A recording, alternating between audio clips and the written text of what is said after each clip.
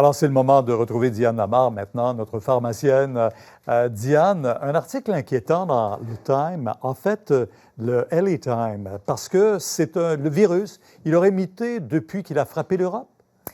Oui, en fait, en Italie, selon ces chercheurs, on aurait donc une nouvelle mutation qui serait plus contagieuse.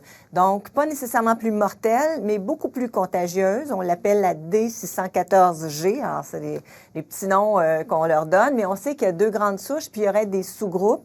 Et on dit qu'en Europe, au départ, en février, c'était la première souche qui avait frappé, mais qu'à la mi-mars, c'est la deuxième souche. C'est une souche qui devient facilement dominante et donc qui fait que les autres souches sont beaucoup moins présentes et elle est très contagieuse. Alors, on explique que, par exemple, dans l'Est des États-Unis, c'est probablement la première souche qui est entrée au départ, mais la deuxième souche qui a frappé à partir de la mi-mars, en particulier la région de New York. Et on sait comment il y a eu énormément de cas à New York.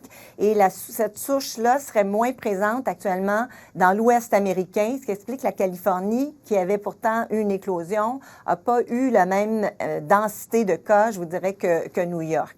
Alors, il y a un site actuellement, Pierre, qui s'appelle BioRx IV.